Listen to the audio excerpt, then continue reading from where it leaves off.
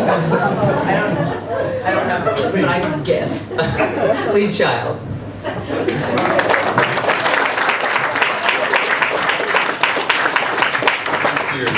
My career is based on complete randomness and arbitrary choices, so I said yes to this anthology for two very small reasons. The first very small reason is S.J. Roseanne.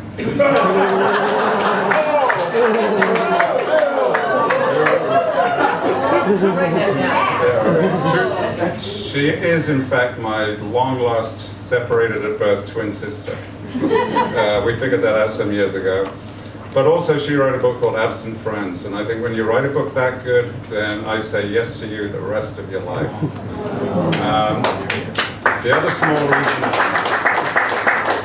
small reason that I did this is because there has been a thing on my mind for 44 years, and I finally figured out a way that I could put it down on paper and maybe it would stop being on my mind.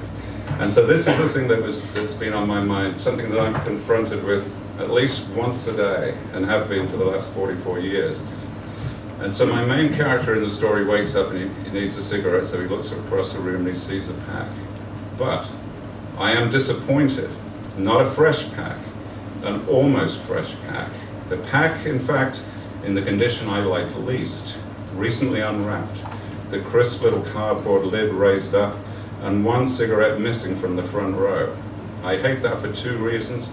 First, the pack looks violated, like a dear, dear friend with a front tooth punched out. Ugly. And second, however hard I try to prevent it, the sight sends me spiraling back to grade school arithmetic.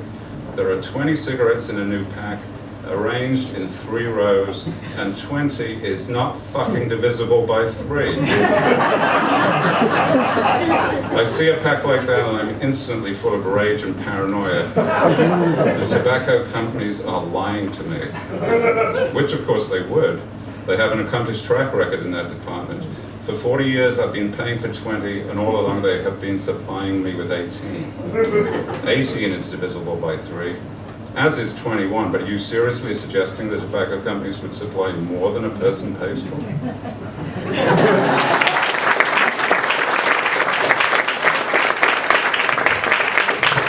Thank you, Lee. That was great. And I wanted to just say that everybody now can divide up the time that Lawrence Block didn't use. By the way, Lawrence Block was the very first writer who handed in his story, though. I will say that. So, you know, like everybody in the collection, Michael Connelly needs no introduction. Michael.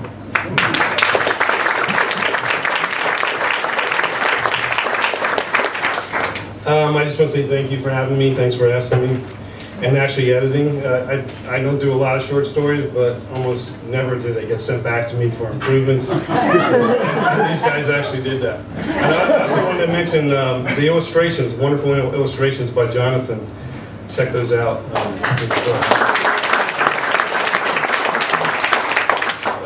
Like I said, I don't do a lot of short stories. For the most part, I write novels, and when you write a novel, you cast a big net. And what's cool about a collection like this, or being asked to add to the collection, you can, something that you didn't use, you can then find a place for. And that was why I said yes to this request. A few years ago, I started writing books about a criminal defense attorney, and I'm not an attorney myself, so to do those books, I knew I had to spend time with some attorneys, observe attorneys, try to figure out how they think and so forth.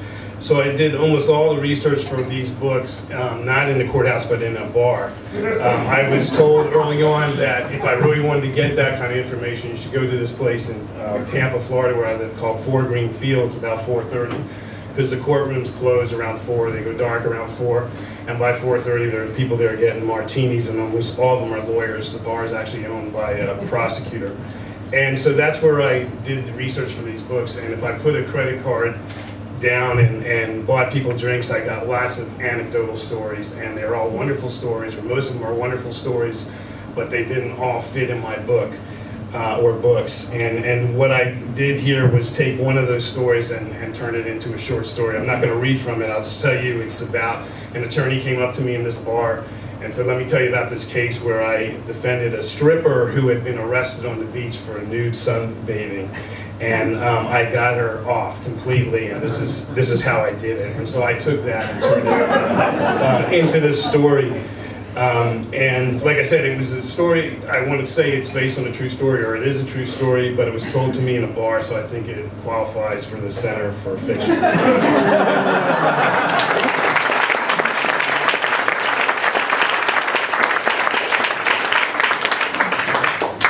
Lee, thank you for that lovely, I don't know what to say. Now, James Grady, who's one of my first friends in this business and one of my best.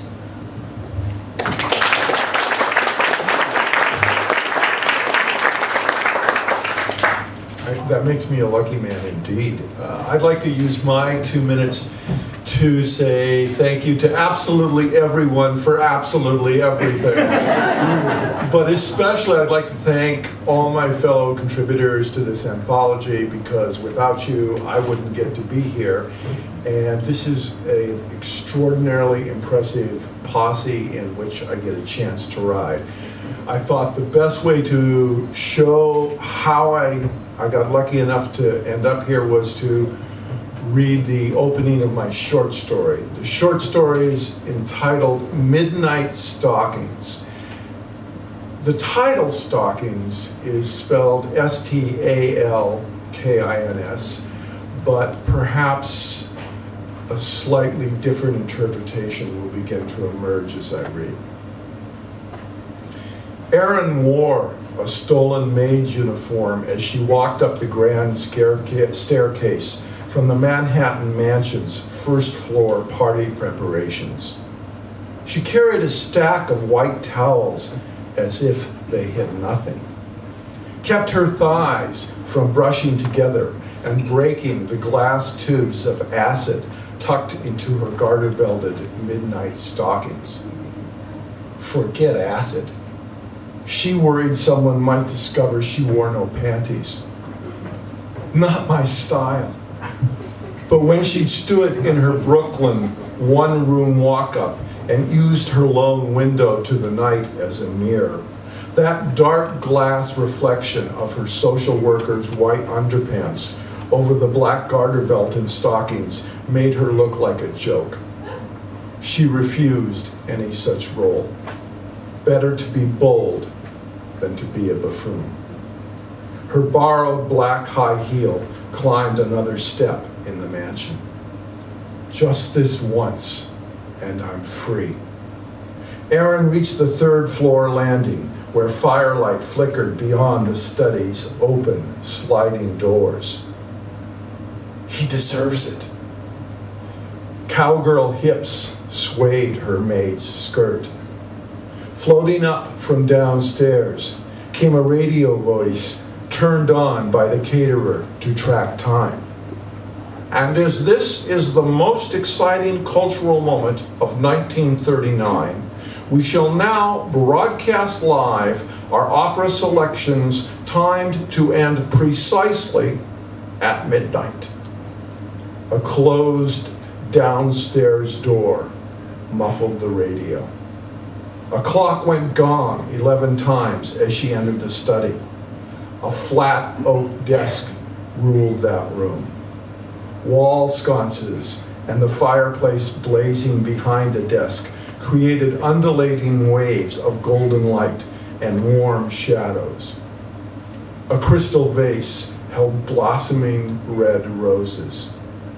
Above the mantel hung a painting of dogs playing poker.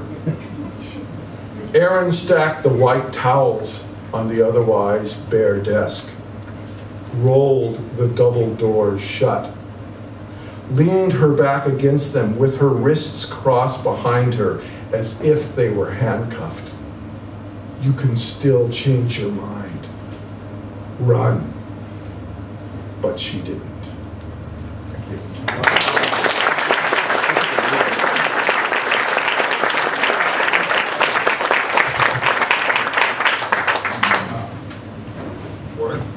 Thank you, Jim Grady. Some of you might remember, I remember reading 6 Days of the Condor, one of my favorite books, and I also liked the movie 3 Days of the Condor, which I never quite understood what happened to those other 3 days. But, you know, that's what happens. When I asked Amy Hempel to write the story, she was very nervous about writing a crime story, and she did an amazing, amazing job. Thank you, Amy. Come up, please. Amy Hempel, did I say that? Amy Hempel.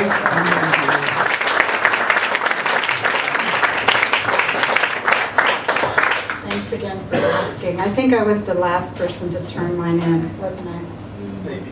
I was. Slow. Okay.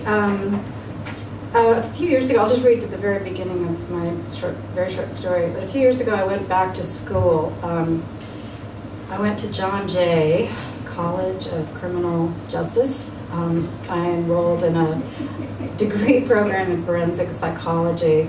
And what it was funny, I always thought, well, why do some people cross that line and do things that others of us, including myself, don't? And I came out of there wondering why we're not all doing it.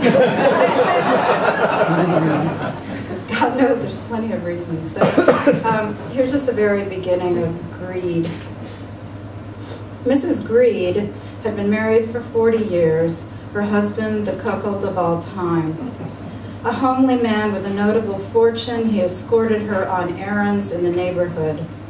It was a point of honor with Mrs. Greed to say she would never leave him, no matter if her affection for him was surpassed by her devotion to others, including, for example, my husband.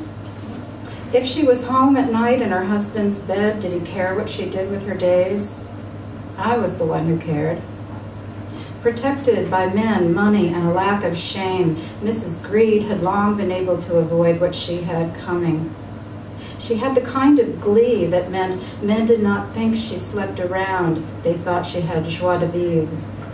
They thought her a libertine, not a whore. She had the means to indulge impetuous behavior and sleep through the mornings after nights she kept secret from her friends. She traveled the world and turned into the person she could be in other places with people she would never see again. She was many years older than my husband, running on the fumes of her beauty. Hers had been a conventional beauty, and I was embarrassed by my husband's homage to it. Running through their rendezvous, a stream of regret that they had not met sooner.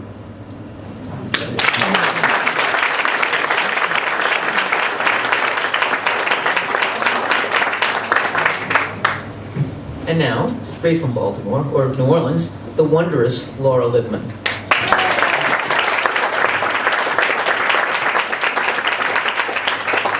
Where's the mic up?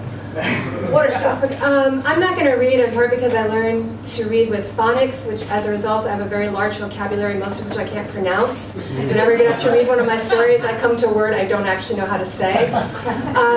This is how I write short stories. I get an email and someone says, will you write a short story about blank? And by that time in my writing year, I'm usually ready for a diversion from the novel.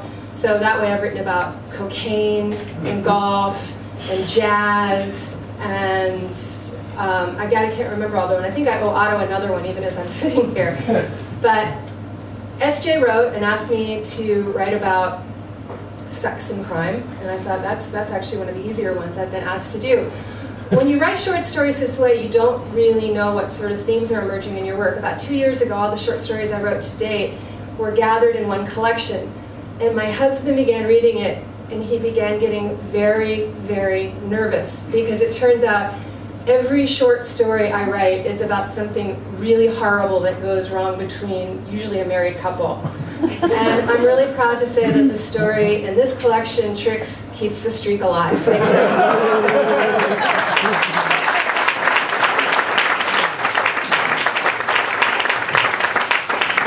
Thank you, Laura. Laura's story is a wonderful story about being careful about who you might want to marry, correct?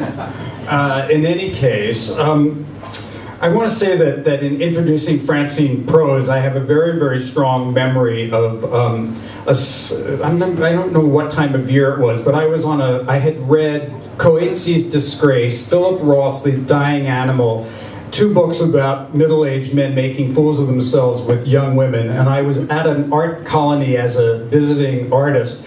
All the women were like 16, and then I started reading Francine Prose's Blue Angel. Now, if you haven't read that book, it's a fantastic book, but it's the same theme of a middle-aged man making a fool of himself, and so that was I was totally well-behaved. Francine, please, just...